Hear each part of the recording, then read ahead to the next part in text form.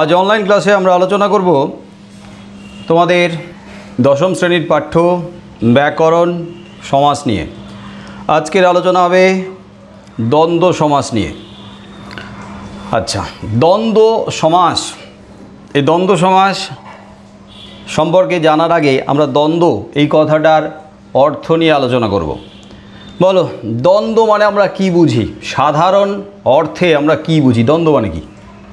কলহ, কলহ, দ্বন্দ্ব, সংঘাত, ঝামেলা, ঝগড়া ঝাঁটি, এরকমই একটা ব্যাপার ঘটে যায়। তার মানে একটা বৈপরীত্যতা। সংঘাতে তো কখনো মিলন ব্যাপারটা আসে না, সংঘাতের মধ্যে যোগ জোড়া এরকম ব্যাপার আসেই না। কলহ, সংঘাত, বিবাদ, তার মানে দ্বন্দ্বতে একটা বিপরীতার্থক ব্যাপার থাকে। যাই হোক, তাহলে দ্বন্দ্ব মানে সাধারণ যে অর্থ সেটা হচ্ছে কলহ বা বিবাদ বা সংঘাত, ঝগড়াঝাটি ইত্যাদি। কিন্তু দ্বন্দ্ব এটা সাধারণ অর্থ হলেও এর আরও একটা অর্থ আছে। দ্বন্দ্ব মানে এর আরেক অর্থ হলো যোগ। দ্বন্দ্ব মানে জোড়া, দ্বন্দ্ব মানে মিলন। শুনতে কেমন লাগছে? দ্বন্দ্ব, দ্বন্দ্ব আবার কি করে যোগ, কি করে মিলন, কি করে জোড়া? হ্যাঁ, দ্বন্দ্বর আরেকটা অর্থ হচ্ছে মিলন বা যোগ বা জোড়া। তো এখানে জোড়া বা যুক্ত হওয়া বা মিলনেরও একটা ব্যাপার আছে। এর অর্থকে যদি আমরা বিশ্লেষণ করি, দেখা যাবে যে একই অর্থপূর্ণ যে শব্দ, সেই শব্দ পাশাপাশি বসছে এবং সেই দুটো শব্দকে, সেই দুটো পদকে জোড়া দেওয়া হচ্ছে একটা অব্যয় দিয়ে। কি দিয়ে জোড়া দেওয়া হয়? কোন অব্যয় দিয়ে জোড়া দেওয়া হয় জানো? বলো। ও। এবং দিয়েও আমরা জুড়তে পারি, কিন্তু এবং দিয়ে বাক্য জোড়া হয়। একটা বাক্যের সঙ্গে বাক্য, বাক্যের সঙ্গে পদ, পদের সঙ্গে বাক্য, কিন্তু ও দিয়ে সাধারণত দুটো পদকে জোড়া হয়।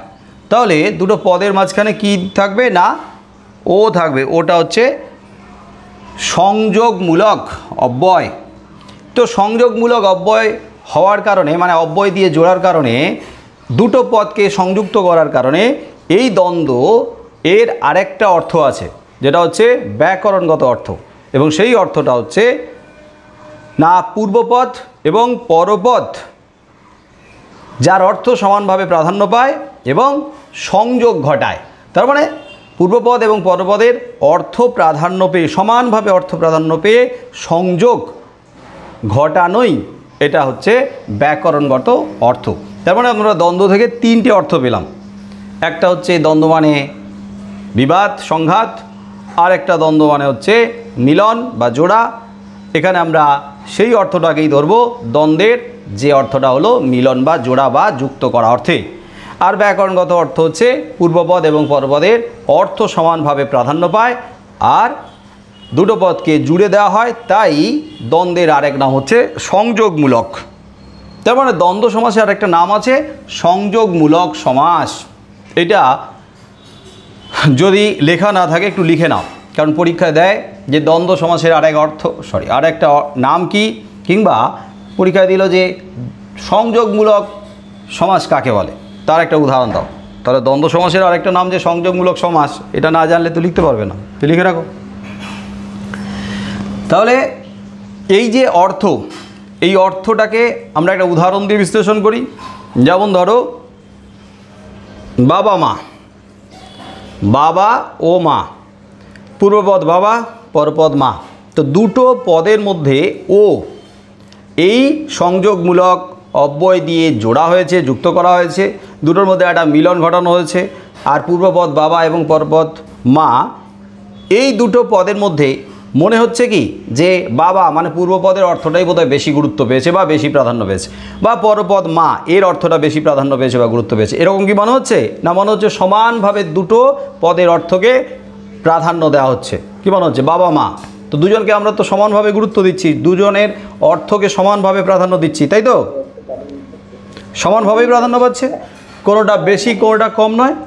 তো এরকম সমানভাবে অর্থ প্রাধান্য পায়, সেটা একই অর্থপূর্ণ শব্দ হতে পারে মানে দুটো সমার্থক শব্দ হতে পারে, আবার দুটো আলাদা আলাদা শব্দ হতে পারে, মানে বিপরীতার্থক শব্দ হতে পারে, কখনো দুটো বিশেষ্য পদ হতে পারে, কখনো দুটোই আবার বিশেষণ পদ হতে পারে, মানে পূর্বপদ পরপদটা দুটোই বিশেষণ হতে পারে, আবার কখনো দুটো ক্রিয়াপদ হতে পারে। তো এইরকমভাবে দুটো পদের অর্থকে সমানভাবে গুরুত্ব দেওয়া হয়। যেমন কর্ণার্জুন, কর্ণার্জুনকে যদি আমরা সন্ধি বিচ্ছেদ করি তাহলে কী দাঁড়াবে? কর্ণ যোগ অর্জুন। তার মানে দুটো পদ আছে, একটা কর্ণ আর একটা অর্জুন। মহাভারতের কর্ণ এবং অর্জুনকে এখানে দুটো পদকেই, মানে দুজনের অর্থকেই, দুজনের শক্তিকেই, দুজনের গুরুত্ব দেওয়া হচ্ছে, প্রাধান্য দেওয়া হচ্ছে। কর্ণ ও অর্জুন, কর্ণার্জুন। তার মানে এখানে আমরা দেখছি দুটো বিশেষ্য পদকে প্রাধান্য দেওয়া হয়েছে, কি তাই তো? কর্ণ আর অর্জুন দুটোই তো বিশেষ্য পদ। হ্যাঁ স্যার। এবারে হচ্ছে ন্যায় অন্যায়, ন্যায় ও অন্যায়। ন্যায়টা কি পদ?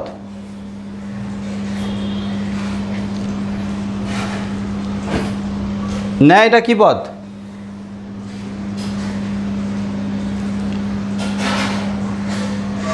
অন্যায়টা কি পদ?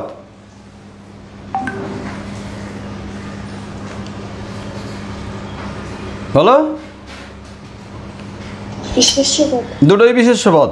ন্যায় অন্যায় এই দুটো হচ্ছে গুণবাচক বিশেষ্য হয়ে গেছে, বিশেষ্য পদ, দুটোই বিশেষ্য পদ। শুনতে মনে হচ্ছে বোধ হয় না বিশেষণ পদ, না দুটোই বিশেষ্য পদ। আবার ধরো আসা যাওয়া, আসা ও যাওয়া দুটো কি পদ? ক্রিয়াপদ। ক্রিয়াপদ। তাহলে দুটো ক্রিয়াপদ ও বিশেষ দুটো ক্রিয়াপদও এখানে দ্বন্দ্ব সমাস হতে পারে। তো তাহলে দ্বন্দ্ব সমাসের যে সংজ্ঞা, সেই সংজ্ঞাটা আমরা নিজেদের মতো করে বানাই।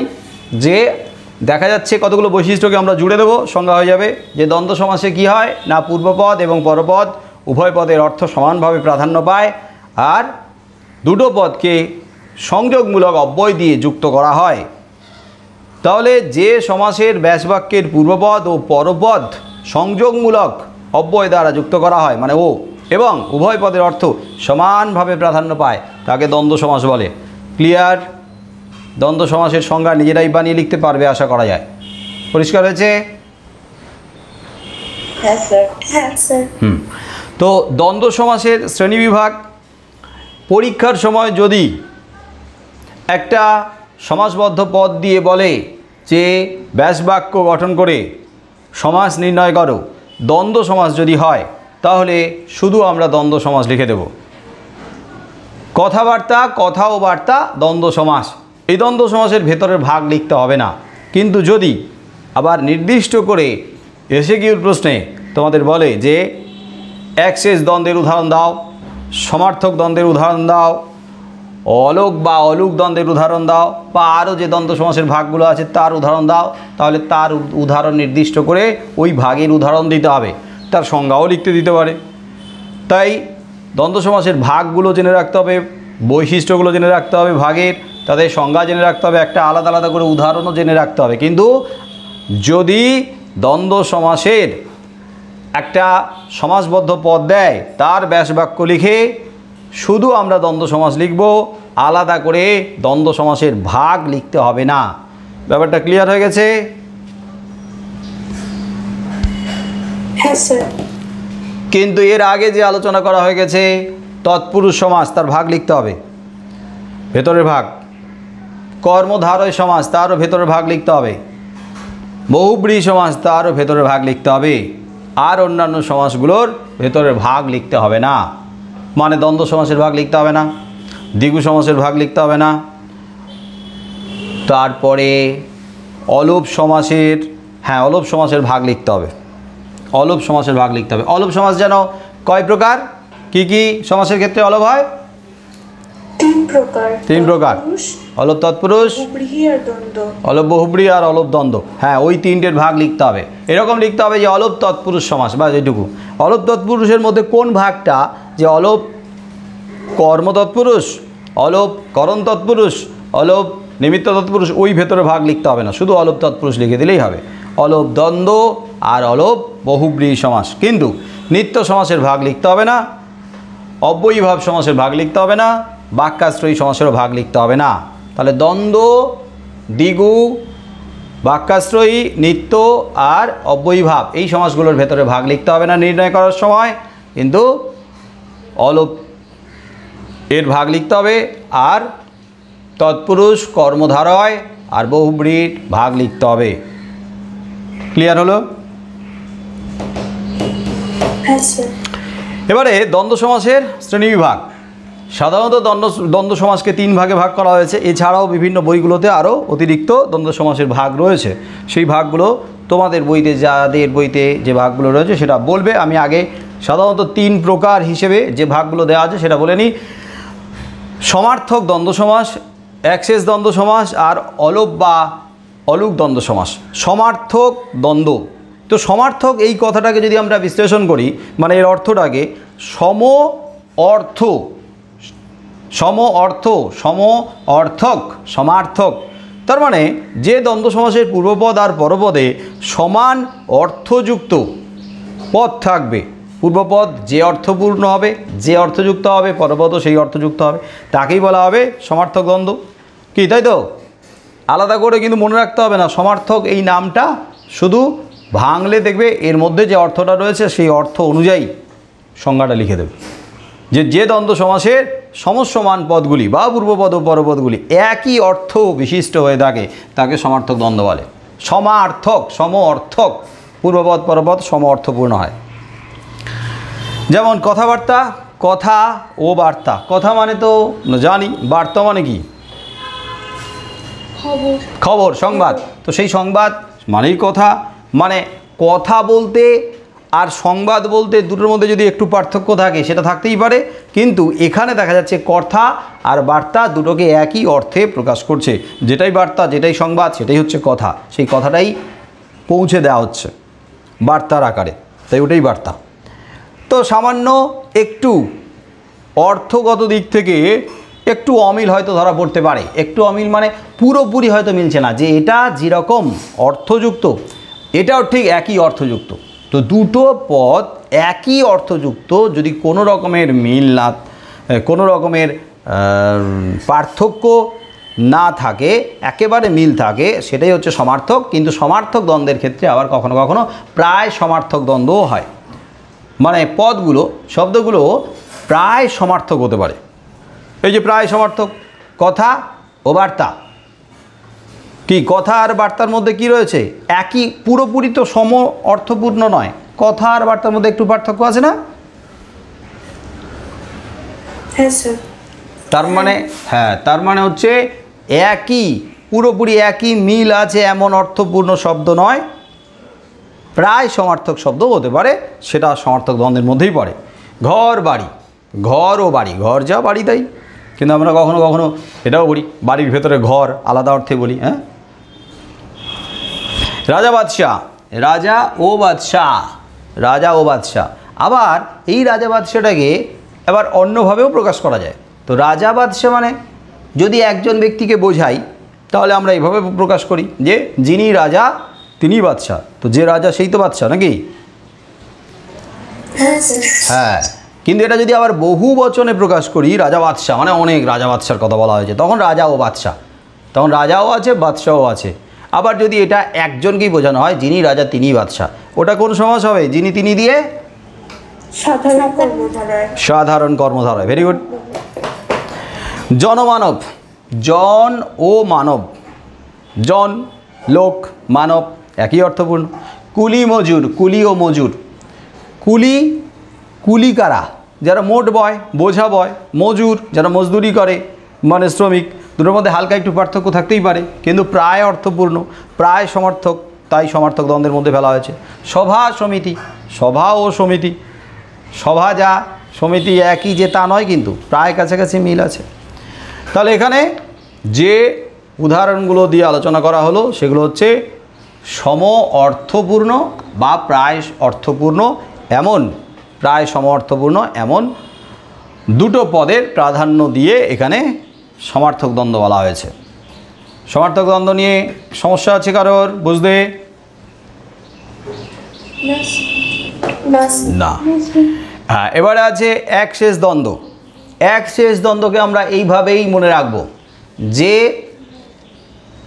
একটি পদ যার শেষ কথা, একটি পদ, শেষ মানে শেষ কথা, একটা পদই যার শেষ কথা, একটা পদই যার শেষ কথা, এক শেষ, এইভাবে মনে রাখবে, মুখস্থ করবে না, অর্থটাকে এইভাবে, এক শেষ, একটাই পদ শেষ কথা, হ্যাঁ, একটাই পদ শেষ কথা। হ্যাঁ, সমাসবদ্ধ পদে আমরা দেখতে পাবো ওটার মধ্যে একটাই পদ আছে, একটাই পদ আছে, দেখে বোঝা যাবে না যে ওটার মধ্যে দুটো বা তার বেশি পদ আছে, দেখেই মনে হবে আপাত দৃষ্টিতে বাইরের থেকে যে ওটা একটা পদ আছে।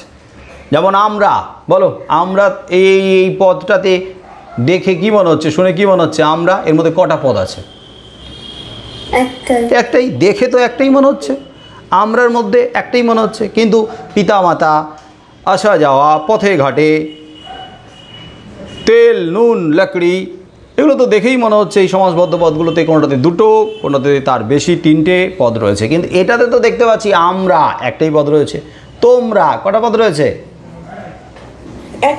একটাই পদ রয়েছে। সীতারা, রামেরা, এই যে রামেরা, রামেরা মানে রাম, আর রাটা তো পদ অর্থে নয়, রাটা কি নির্দেশক, বহুবচনের নির্দেশক। তার মানে এখানে আমরা একটাই মূল পদ দেখতে পাচ্ছি, সীতারা, সীতা, বহুবচনে রা নির্দেশক।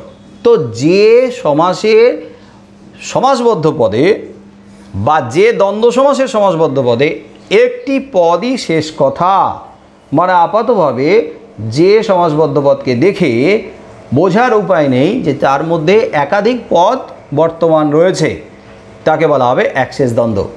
ক্লিয়ার? কিন্তু ওটাকে যদি ভাঙি তাহলে একাধিক পদ পাবো, দুটো পদ পেতে পারি, তার বেশিও পদ পেতে পারি। এবার ধরো আমরার মধ্যে কারা কারা রয়েছি, কারা কারা আছে আমরার মধ্যে? আমি যদি বলি আমরা এখানে বসে রয়েছি, তাহলে আমিও আছি, তুমিও আছো, সেও আছে, সবাই মিলেই তো আমরা হচ্ছি না, আমি, তুমিও, সে, তাই না? দ্বন্দ্ব সমাসের ক্ষেত্রে আমরা দুটোর বেশি পদ থাকলে কিভাবে লিখব? প্রথম পদটার পরে কমা দেব, তারপরের পদটার পরে ও দেব, মানে শেষ পদটার আগে ও দেব। সে দুটো পদ থাকলে ও দিয়ে এই সংযোগমূলক অব্যয় দিয়ে যোগ করলাম, কিন্তু একাধিক, দুটোর বেশি, ততোধিক পদ থাকলে প্রত্যেকটা পদের পরে কমা কমা দিয়ে শেষ পদটার আগে ও দিয়ে যোগ করব। তাই আমরা, আমি, কমা, তুমি, ও, সে। তোমরা বসে বসে এখানে পড়াশোনা করছো, ক্লাস করছো, তো তোমরার মধ্যে কি আমি আছি? আমি যদি বলি তোমরা ক্লাস করছো, আমি আছি না? তাহলে তোমরার মধ্যে কারা কারা আছে? কি লিখবে? তুমি ও সে। তো তুমি ও সে মিলেই তোমরা হয়ে যাচ্ছে বহুবচনে। এখানে দুই পদ, তাই ও দেওয়া হয়েছে। রামেরা, আমরা কথায় কথা উদাহরণ টেনে নিয়ে আসি। হ্যাঁ, রামেরা মানে রাম, শ্যাম, যদু ও মধু, এরা মানে রাম, শ্যাম, যদু, মধু অনেকেই রয়েছে একসঙ্গে। রামেরা মানে রাম প্রধান, তার সঙ্গে আরও অন্যান্যরা রয়েছে। তাই রামেরা, রাম, কমা, শ্যাম, কমা, যদু ও মধু। সীতারা মানে সীতার সঙ্গে আরও তার বান্ধবী রয়েছে, সীতারা, সীতা, মিতা, গীতা, আরও কত কি দিয়ে, ও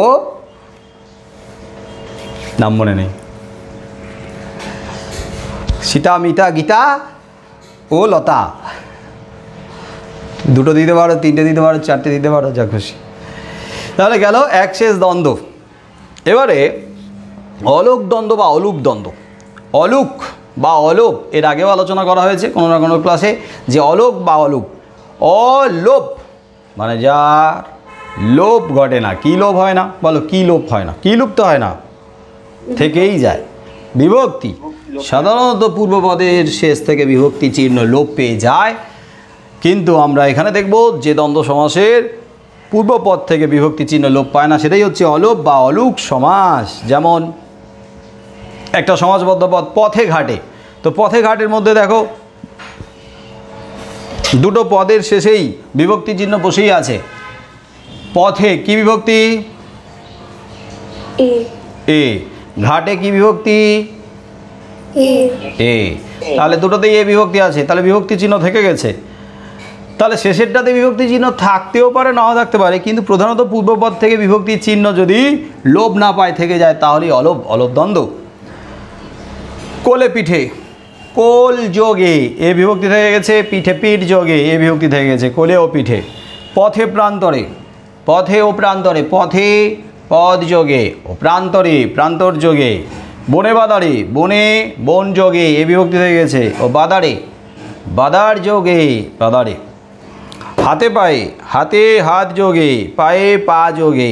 তেলে বেগুনে, তেলে তেল যোগে, বেগুনে বেগুন যোগে, তাহলে বিভক্তি চিহ্ন থেকে গেছে। দুধে ভাতে, দুধে দুধ যোগে, ভাতে ভাত যোগে।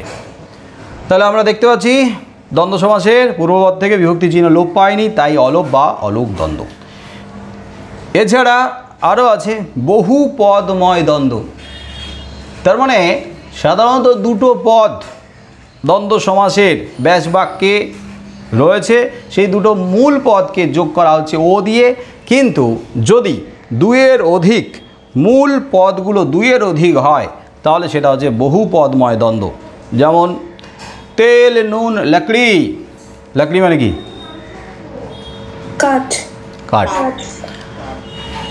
তেল নুন লকড়ি, এটা প্রমথ চৌধুরীর একটা প্রবন্ধ আছে, প্রবন্ধের নাম তেল নুন লকড়ি।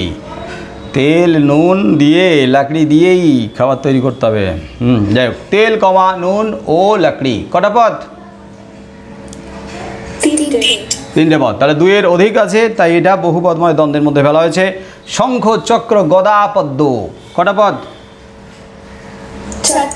তাহলে শঙ্খ কমা চক্র কমা গদা ও পদ্ম। স্বর্গ মর্ত পাতাল, স্বর্গ মর্ত পাতাল কটা পদ? স্বর্গ কমা মর্ত ও পাতাল। চর্ব চুষ্য লেজ্জ পেয় কটা পদ? চর্ব মানে কি? যেটা চিবিয়ে খাওয়া হয়। হ্যাঁ। চুষ্য মানে কি? যা চুষে খেতে হয়। লেজ্জ মানে কি? লেজ্জ মানে যা চেটে খেতে হয়। পেয় মানে যা পান করে খেতে হয়, ঢকঢক ঢকঢক করে। তাহলে চার পদ্ধতিতে খাওয়া, চর্বচুষ্য লেজ্জ পেয়। তাহলে চর্ব চুষ্য লেজ্জ ও পেয়, প্রত্যেকটাতে কমা, শেষেরটার আগে ও। তাহলে এগুলো হচ্ছে দুইয়ের অধিক পদ দেওয়া আছে, তাই এগুলো হচ্ছে বহুপদময় দ্বন্দ্ব।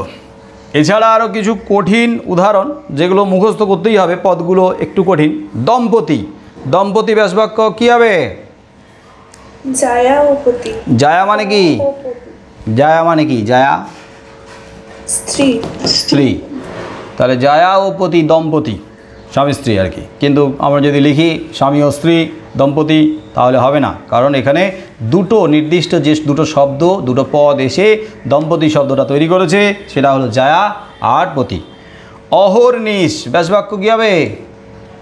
অহ ও নিশা। এবং এই অহ বানানে বিসর্গ দিতে হবে। অহ মানে দিন আর নিশা মানে রাত্রি। অহ ও নিশা থেকে অহর্নিশ। অহরাত্র, অহ ও রাত্রি। অহ ও রাত্রি, হ্যাঁ, অহতে বিসর্গ ও রাত্রি একসাথে হয়ে যাচ্ছে অহরাত্র।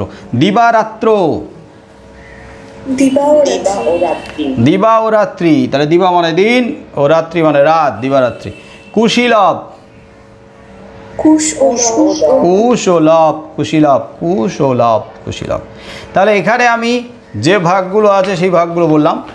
এছাড়া আরও কিছু দ্বন্দ্ব সমাসের ভাগ আছে, তো সেক্ষেত্রে তোমাদের বইতে কি কি ভাগ দেওয়া আছে একটু বলো তো। মিলনার্থক দ্বন্দ্ব। মিলনাত্মক দ্বন্দ্ব, মিলনাত্মক দ্বন্দ্বের একটা উদাহরণ আগে বলো। কুশীলভ, কুশলভ। কুশীলভ, কুশলভ। কী করে মিলনাত্মক দ্বন্দ্ব হচ্ছে? এই কুশীলভ মিলনাত্মক দ্বন্দ্ব কেন? মিলনাত্মক দ্বন্দ্বের বৈশিষ্ট্য কী? মিলনাত্মক দ্বন্দ্ব কাকে বলে? কিভাবে বুঝবো এটা কুশীলভ মিলনাত্মক দ্বন্দ্ব? বলো। দুটি ব্যক্তি বা বস্তুর মধ্যে মিলন বোঝাবে। তাহলে কুশীলভ, লব ও কুশ, কুশ ও লব, কুশীলভ। তো এখানে লব কুশ মধ্যে লব আর কুশ কে ছিল? রামের ছেলে। রামের দুই পুত্র লব আর কুশ। তো দুই ছেলের মধ্যে যে মিল, যে সম্পর্ক দুই ভাইয়ের মধ্যে, সেই সম্পর্কটাকে, মিলনটাকেই দেখানো হয়েছে এখানে কুশীলভ। তবে কুশীলভ এমনি প্রচলিত অর্থে আমরা কিন্তু কুশীলভ বলি, ওই কলা কুশলীদেরকেও কিন্তু কুশীলব বলি, যারা অভিনয় করে, হ্যাঁ, নাটক করে মঞ্চে, তাদেরকে আমরা কিন্তু কলা কুশলী বলি, আবার কুশীলব বলি। কুশীলব সম্পর্কটা সেই লব কুশের মতো সেখান থেকে এসেছে। তাহলে যে দ্বন্দ্ব সমাসের দুটো পদের মধ্যে একটা সম্পর্ক মিল খুঁজে পাওয়া যায় তাকে মিলনাত্মক দ্বন্দ্ব বলে। এছাড়া আরও কয়েকটা উদাহরণ বলো তো মিলনাত্মক দ্বন্দ্বের। দম্পতি, জায়া ও পতি। এই যে দম্পতি একটু আগে বলা হলো, জায়া ও পতি। হ্যাঁ বলো আরেকটা। হাত পা, হাত ও পা। হাত ও পা, একই রকম মিলের কথা বলা হয়েছে। হাত ও পা কি মিল? এখানে শরীরের অঙ্গ প্রত্যঙ্গ অর্থে। এছাড়া ভীম ও অর্জুন, ভীমার্জুন। হর ও গৌরী, হরগৌরী। ভীম ও অর্জুন, ভীমার্জুন। ভীম আর অর্জুনের মধ্যে একটা সম্পর্কের মিল রয়েছে। হর আর গৌরী, শিব দুর্গার মধ্যে মিল রয়েছে। আচ্ছা, এছাড়া অন্য কি দ্বন্দ্ব সমাসের ভাগ আছে বলো, মিলনাত্মক দ্বন্দ্ব ছাড়াও? অর্থব্যঞ্জন দ্বন্দ্ব। আবার বলো। বিকল্প অর্থব্যঞ্জন দ্বন্দ্ব। বিকল্প অর্থব্যঞ্জক দ্বন্দ্ব, উদাহরণ বলো। হার, জিত, হার বা জিত। তার মানে যেটা বিকল্প অর্থব্যঞ্জক সেটাই হচ্ছে বিপরীতার্থক, তাই তো? কারণ হার ও জিত, হারের বিপরীত শব্দই হচ্ছে জিত। তাহলে বিপরীতার্থক দ্বন্দ্ব আর কি নাম বললে? বিকল্প অর্থব্যঞ্জন। বিকল্প অর্থ, এটা মনে রাখো নামটা, যাদের কাছে লেখা নেই, যাদের কাছে বইতে নাই, তারা লিখে রাখবে যে বিকল্প অর্থব্যঞ্জক দ্বন্দ্ব বা বিপরীতার্থক দ্বন্দ্ব। বিপরীত শব্দ দিয়ে যে দ্বন্দ্ব সমাসটা হচ্ছে, বিপরীত পদ দিয়ে, বিপরীত অর্থপূর্ণ পদ দিয়ে যে দ্বন্দ্ব সমাসটা হচ্ছে। আর কয়েকটা উদাহরণ বলো এরই। হার ও জিত, হার জিত। দিবারাত্রি, দিবা ও রাত্রি। ওই অহর্নিশ, অহ ও নিশা, অহরাত্র, অহ ও রাত্রি। স্বর্গমর্ত, স্বর্গ ও মর্ত। আলো অন্ধকার বা অন্ধকার আলো, আলো অন্ধকার বা অন্ধকার ও আলো। আচ্ছা, এছাড়া আর কোনো ভাগ আছে দ্বন্দ্ব সমাসের? ক্রিয়াদ্বন্দ্ব। ক্রিয়াদ্বন্দ্ব বোঝাই যাচ্ছে। ক্রিয়াদ্বন্দ্ব মানে নিশ্চয়ই দুটো পদ কি হবে? ক্রিয়াপদ। দুটো পদ হবে ক্রিয়াপদ। উদাহরণ বলো। পড়ি ও মরি, পরিমরি। উঠে ও পড়ে। উঠে পড়ে, উঠে ও পড়ে। আসা যাওয়া, আসা ও যাওয়া। পড়ি মরি, পড়ি ও মরি। তো ক্রিয়াপদগুলো যখন ব্যাস বাক্য গঠন করে, ব্যাস বাক্যের পূর্বপদ ও পরপদ বা সমসমান পদে ক্রিয়াপদগুলোই ব্যবহৃত হয়, তখন হচ্ছে কি নাম বললে? ক্রিয়াদ্বন্দ্ব। ক্রিয়াদ্বন্দ্ব। এই ভাগগুলো কিন্তু সমস্ত বইতে নেই। যাই হোক, এই ভাগগুলো এমনি মনে রাখবে। যদি পরীক্ষা আলাদা করে দেয় যে ক্রিয়াদ্বন্দ্বের একটা উদাহরণ দাও, তখন ক্রিয়াপদ দিয়ে দ্বন্দ্ব সমাস গঠন করতে হবে। বিপরীতার্থক দ্বন্দ্ব বা বিকল্প অর্থব্যঞ্জক দ্বন্দ্ব, তখন বিকল্প অর্থ বা বিপরীত অর্থ আছে এমন পদ দিয়েই দ্বন্দ্ব সমাসের ব্যাস বাক্য গঠন করতে হবে। এছাড়া আর কোনো ভাগ আছে এক্সট্রা? বিশেষণ দ্বন্দ্ব। বিশেষণ দ্বন্দ্ব, হ্যাঁ, এটা বোঝাই যাচ্ছে। দুটো পদ কি হবে? পূর্বপদ আর পরপদ বিশেষণ পদ। বিশেষণ পদ হবে। উদাহরণ বলো। ভালো ও মন্দ, ভালো মন্দ। সাদা ও কালো, সাদা কালো। ভালো ও মন্দ, ভালো মন্দ। ভালোটাও বিশেষণ, মন্দটাও বিশেষণ। সাদাটাও বিশেষণ, কালোটাও বিশেষণ। তাহলে এগুলো হচ্ছে বিশেষণ পদ যখন ব্যাস বাক্য গঠন করে বা পূর্বপদ আর পরপদ হিসেবে সমানভাবে প্রাধান্য পায়, তখন বিশেষণ দ্বন্দ্ব। আর অতিরিক্ত এক্সট্রা আছে উদাহরণ ভাগের, অন্য ভাগ। আর অন্য কারোর বইতে আছে দ্বন্দ্ব সমাসের এক্সট্রা কোনো ভাগ আছে অতিরিক্ত? একটা আছে বিকারজাত শব্দযোগে দ্বন্দ্ব। আবার বলো। বিকারজাত শব্দযোগে দ্বন্দ্ব। বিকারজাত শব্দ যোগে দ্বন্দ্ব, হ্যাঁ, বিকারজাত শব্দ যোগে দ্বন্দ্ব। দুটো শব্দ বা পদ হবে, যে পদগুলো দেখবে মূল যে পদ, মূল যে শব্দ, তার বিকৃত রূপ, তার পরিবর্তিত রূপ, তার বিকৃত হয়ে যাবে। উদাহরণ বলো। স্যার, চাটা, চা ওটা। হ্যাঁ, কাটি, পান্না ও কাটি। এবার দেখো, প্রথমটার পরবর্তী যে পদটা সেটা বিকৃত হয়েছে এখানে। চাটা, চা, পরেরটা টা। জল টল, জল ও টল, মানে সঙ্গে বহুবচন বোঝাচ্ছে। বই টই, বই ও টই, বইয়ের সঙ্গে টই। পরেরটা বিকৃত, যার অর্থ সেই অর্থে নেই, কিন্তু বোঝাচ্ছে বই টই মানে বই ছাড়াও আরও অন্যান্য জিনিসকে বোঝাচ্ছে। বহুবচনে এমন বিকারজাত শব্দ ব্যবহার করা হয়, যেগুলোকে আবার অনুকার শব্দও বলা হয়। প্রথমটার অর্থ আছে, পরেরটা তারই বিকৃত রূপ, সেগুলো যখন দ্বন্দ্ব সমাস হিসেবে ব্যবহৃত হয় তখন সেটা বিকারজাত পদের দ্বন্দ্ব। এছাড়া আর কোনো উদাহরণ আছে? অনুচর শব্দযোগে দ্বন্দ্ব। জোরে বলো। অনুচর শব্দযোগে দ্বন্দ্ব। কি চর? অনুচর। অনুচর শব্দযোগের দ্বন্দ্ব। এই সমস্তগুলো আর লেখার দরকার নেই, এগুলো পরীক্ষায় দেবেও না। আর তাও বলো, উদাহরণ বলো। ছল চাতুরি, ছল ও চাতুরি। ছল ও চাতুরি, হ্যাঁ। আর দোকানপাট, দোকান ও পাট। দোকানপাট, দোকান ও পাট। যাই হোক, এই ভাগটার আলাদা করে উদাহরণ এটা মনে রাখারও দরকার নেই, ভাগটা নামও মনে রাখার দরকার নেই, সচরাচর এই ভাগটা বইতে সেভাবে দেওয়াও নেই। আর অন্যান্য যে ভাগগুলো বলা হলো সেই ভাগগুলো মনে রাখবে।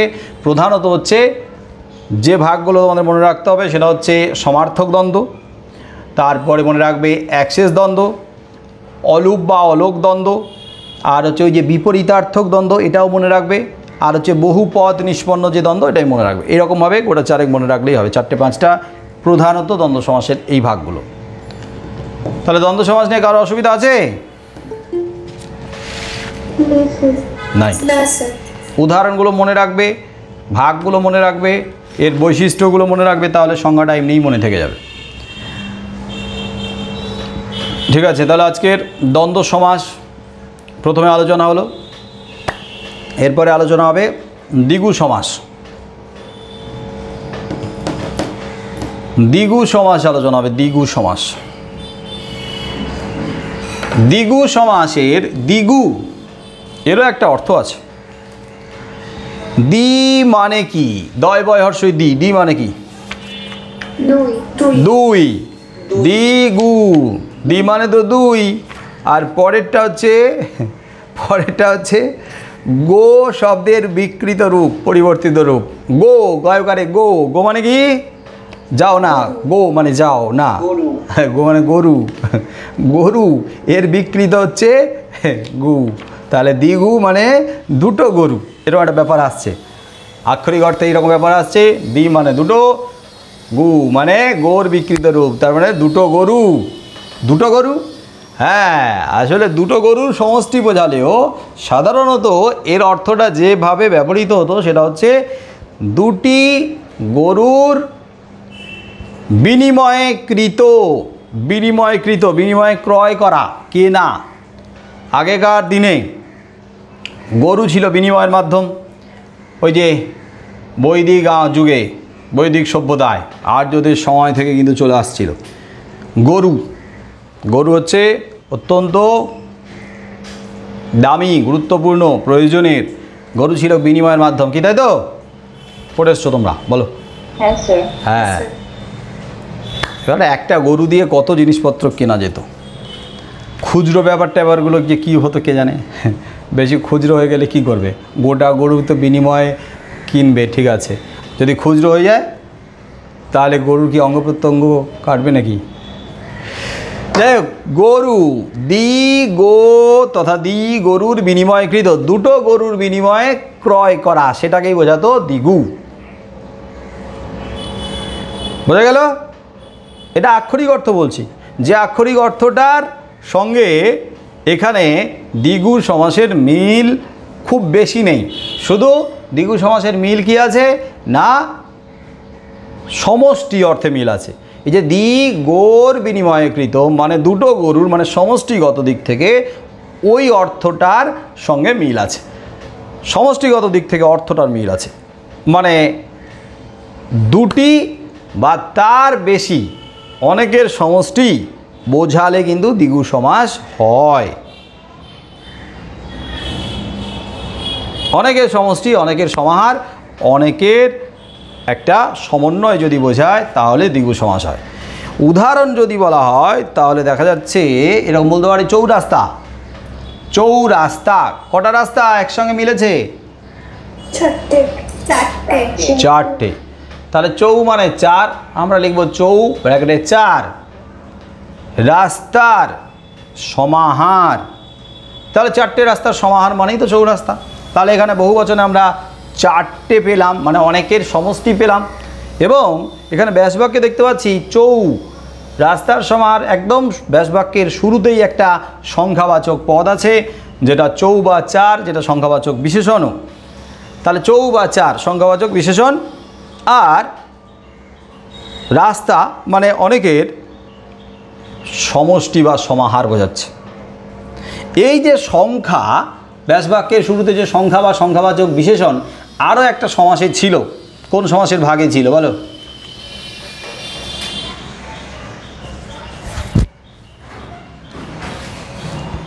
ব্যাসবাক্যের শুরুতে সংখ্যা ছিল সংখ্যাবাচক বিশেষণ, কোন সমাসের ভাগে ছিল? সংখ্যাবাচক বহুব্রীহি। সংখ্যাবাচক বহুব্রী। হ্যাঁ, সংখ্যাবাচক বহুব্রীর প্রথমেই সংখ্যাবাচক পদ বা বিশেষণ ছিল। উদাহরণ বলো তো সংখ্যাবাচক বহুব্রীর।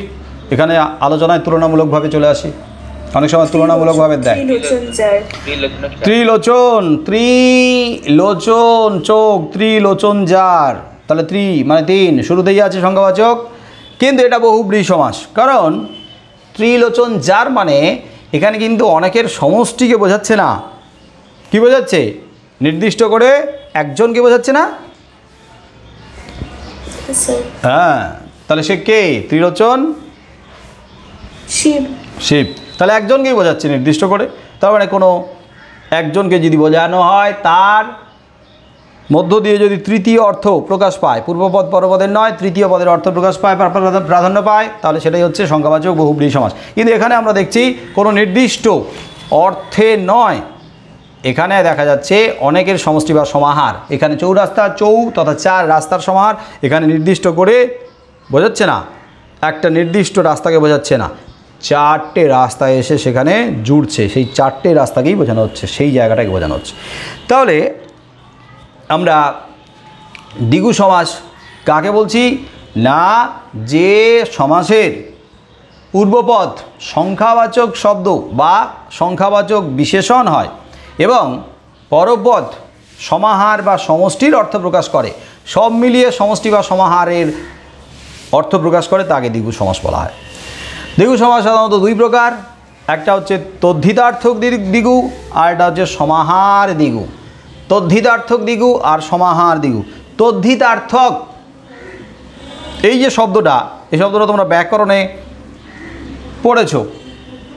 বলো, ব্যাকরণের কোন বিষয়ে আলোচনা করতে গিয়ে তদ্ধিতার্থক কথাটা এসেছে? প্রত্যয়। প্রত্যয়, তদ্ধিতার্থ প্রত্যয়। তদ্ধিতার্থ প্রত্যয়, আর একটা ছিল প্রত্যয়ের ভাগ, কি নাম?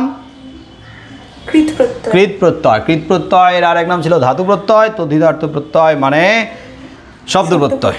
ওকে, তদ্ধিতার্থক দ্বিগু আর সমাহার দ্বিগু। তদ্ধিতার্থক দ্বিগু না, তদ্ধিত প্রত্যয় নিষ্পন্ন পদ, মানে যেখানে তদ্ধিত প্রত্যয় রয়েছে এমন পদ, এমন শব্দ দ্বারা যে দ্বিগু সমাসটা গঠিত হয়, তাকে তদ্ধিতার্থক দ্বিগু সমাস বলে। যেমন এই যে দ্বিগু সমাসের যে শব্দটা দ্বিগু, এই দ্বিগুটাও তদ্ধিতার্থক দ্বিগুর মধ্যে পড়ছে। দ্বিগু এই সমাসবদ্ধ পদের ব্যাসবাক্য করলে হয় দ্বি মানে দুই, গো মানে গরু। তাহলে দ্বি গো এর বিনিময়ে কৃত। ষান্মাতুর, ষান্মাতুর মানে হচ্ছে ষট মানে ছয়, মাতার পুত্র। এক কড়ি, এক কড়ি দিয়ে কেনা হতো। কড়ি, কড়ি দেখেছো?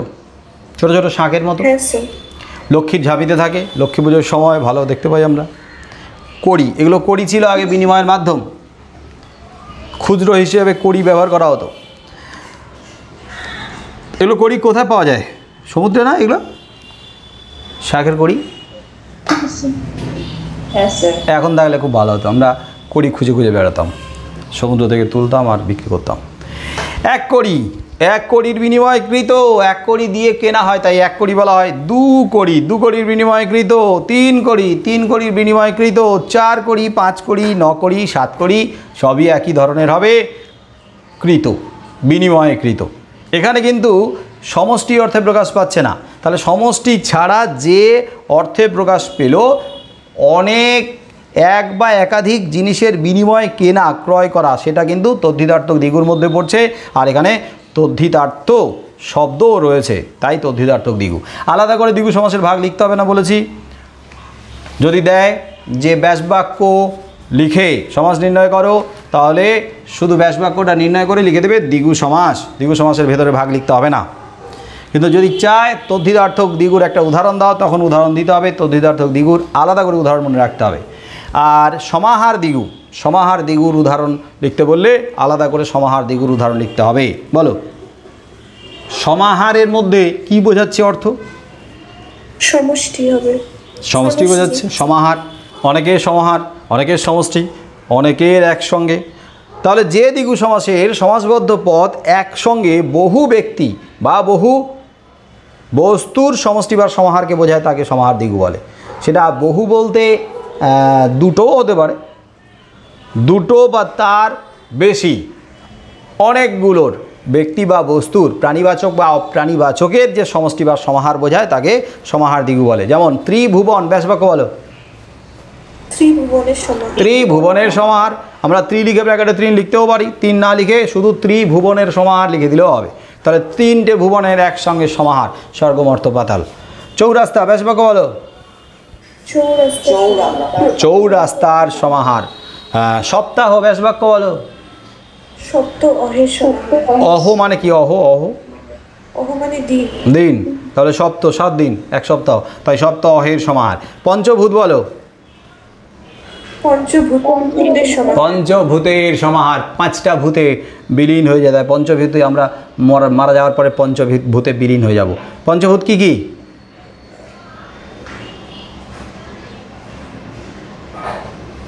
পঞ্চভূত কি কি? কাকে কাকে পঞ্চভূত বলে? জল, আগুন, মাটি, আকাশ, হ্যাঁ, বাতাস। ক্ষিতি, অপ, মরুদ, বোম, তেজ। ক্ষিতি মানে মাটি, অপ মানে জল, ক্ষিতি অপ মরুদ, মরুদ মানে বাতাস, বোম মানে আকাশ, তেজ মানে আগুন। মৃত্যুর পরে এই পঞ্চভূতেই আমরা বিলীন হয়ে যাব যে কোনোভাবে, যে কোনো জায়গায়। যাই হোক, পঞ্চভূতের সমাহার। তেপান্তর, রাজবাক্য বলো। তে প্রান্তের সমাহার। হ্যাঁ, তে প্রান্তরের, প্রান্তর মানে মাঠ, 3টে প্রান্তর একসঙ্গে, মানে মাঠের পর মাঠ বিস্তৃত ফাঁকা অর্থে তেপান্তর বলা হয়। তে মানে 3, প্রান্তরের সমাহার। নবরত্ন, 9 রত্নের সমাহার। নবরত্নের সমাহার, 9টা রত্নের একসাথে। পাঁচফোড়ন, মশলা দেওয়া হয়, 5 ফোড়নের সমাহার। ওই যে 5টা ফোড়ন দেওয়া হয়, ওর মধ্যে কিন্তু 5 রকমের মশলা আছে, মিশিয়ে 5 ফোড়ন বলে, তাই না? হ্যাঁ স্যার। কি কি আছে মশলা জানো তোমরা? আজকে রান্নাঘরে গিয়ে মায়ের কাছ থেকে জেনে নেবে যে 5 ফোড়নে কী কী থাকে মশলা, খুঁজে খুঁজে দেখবে আলাদা আলাদা করে কটা মশলা থাকে। 5টা থাকে। সাদা জিরে, কালো জিরে, মেথি, মৌরি, আর হলো একটা কি, আর একটা খুঁজে দেখবে রান্নাঘর থেকে। পঞ্চবটি বলো, ব্যাস বাক্য। পঞ্চবটি, পঞ্চবটের সমাহার। বট বলতে কি বট গাছ? কি মনে হয়? বৃক্ষ, বনস্পতি। 5টা বৃক্ষ, 5টা বনস্পতি। তোমাদের ক্লাস 9-এ সত্যেন্দ্রনাথ দত্তের আমরা কবিতা ছিল, মনে পড়ে? হ্যাঁ, দীর্ঘ কতগুলো স্তবকের কবিতা, সেখানেও পঞ্চবটি বলে একটা কথা ছিল, মনে পড়ছে? পঞ্চবটি,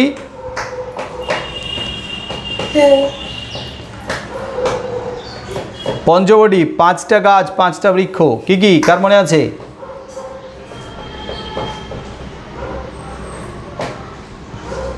ফাঁকি দিয়ে এসছে। আরে এগুলো তো জীবনের কথা, এগুলো তো জীবনে শিক্ষণীয় দিক, মনে রাখতে হবে তো। শুধু ও বাবা পড়া ছিল, মনে করেছিলাম, মুখস্থ রেখেছিলাম, তারপরে পড়া হয়ে গেছে, ক্লাস ছেড়ে দিয়েছি, নতুন ক্লাসে উঠে গেছি, 10-এ উঠে গেছি, আর ওগুলো ভুলে গেলেও চলবে না, ওগুলো তো জানা না। পঞ্চবটি, এই যে বনের কথা বলা হয়েছে, এই বনের কথা কোথায় উল্লেখ আছে? পঞ্চবটি বন রামায়ণে। রামায়ণে। তার মানে বুঝতে হবে, রামায়ণে রাম যখন, রাম লক্ষ্মণ সীতা বনবাসে গেছে পঞ্চবটি বনে, ওখানে তার মানে 5টা বৃক্ষের আধিক্য ছিল, সেই কারণেই পঞ্চবটি নাম হয়েছে। কি কি নামগুলো খুঁজে বলবে আমাকে, 5টা বৃক্ষ।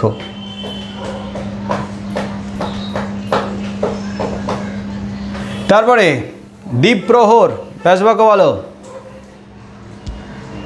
প্রহরের সমাহার। দ্বি মানে দুই, প্রহরের সমাহার। প্রহর মানে কি? মানে বেলা। বেলা। ক ঘন্টা নিয়ে এক প্রহর? 4 ঘন্টা। 3 ঘন্টা। 24 ঘন্টাকে অষ্টপ্রহর বলা হয়। 8 দিয়ে ভাগ করলে এক একটা প্রহর বেরোয়, তাহলে অষ্টপ্রহর 3 ঘন্টা, আর 3 × 24, তাহলে দ্বিপ্রহরের সমাহার। জীবনানন্দ দাশের একটা কবিতা আছে, ক্লাস 8-এ আছে, পাড়াগার দুপোহর ভালোবাসি। মনে পড়ছে? হ্যাঁ স্যার। ওখানে দুপহর ছিল, মানে দ্বীপ্রহর এই তৎসম শব্দকে ভেঙে আরও পরিবর্তন করে দুপহর করা হয়েছে। দুপহরের সমাহার। প্রহর মানেই প্রহর। শতাব্দী, বেশ বাক্য বলো। শত অব্দের সমাহার। শত অব্দের সমাহার। অব্দ মানে কি? বছর। বছর। তাহলে 100টা বছরের সমাহার, শত অব্দের সমাহার। সেতার, সে মানে কি? কতগুলো? 3। সে মানে 3। আমাদের মনে হতে পারে সে মানে 7, না, সে হচ্ছে একটা ফার্সি শব্দ যার অর্থ হচ্ছে 3। সে অর্থাৎ 3, তারের সমাহার। তাহলে আমরা এখানে দেখছি কখনো 2, কখনো 3 বা তারও অধিক ব্যক্তি বা বস্তুর প্রাণীবাচক বা প্রাণীবাচকের সমষ্টি বা সমাহার বোঝালে সমাহার দ্বিগু সমাস হয়। আচ্ছা, এখানে আমি সমাহার দ্বিগু আর তদ্ধিতার্থক দ্বিগুর কথা বললাম। এছাড়া অতিরিক্ত আর কোনো দ্বিগু সমাসের ভাগ আছে কারোর বইতে, বা কারোর ব্যাকরণ বই বা সহায়িকা বা কেউ জানো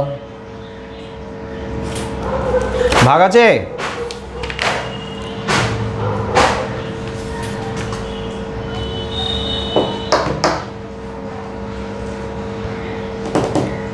হ্যালো, বলে না কেন?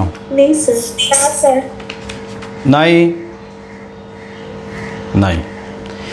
তাহলে দ্বিগু আর দ্বন্দ্ব সমাস পাশাপাশি আলোচনা করা হলো। তো এক অর্থে তুলনামূলকভাবে দ্বিগু আর দ্বন্দ্ব সমাসের কোনো ভাগ আলাদা করে লিখতে হবে না, কিন্তু ভাগ চাইলে, ভাগের অর্থ চাইলে, ভাগের বৈশিষ্ট্য চাইলে, ভাগের যে সংজ্ঞা চাইলে, উদাহরণ চাইলে, এগুলো আলাদা করে লিখতে হবে। তাই প্রত্যেকটা ভাগ তাদের বৈশিষ্ট্য, সংজ্ঞা আর উদাহরণ আলাদা করে পড়ে রেখো, কিন্তু আলাদা করে সমাস নির্ণয় করার সময় ভাগ লিখতে হবে না। তাহলে আমাদের আজকে দ্বন্দ্ব আর দ্বিগু সমাস হলো। ওকে, সবাইকে tata, bye bye sir. Bye bye bye.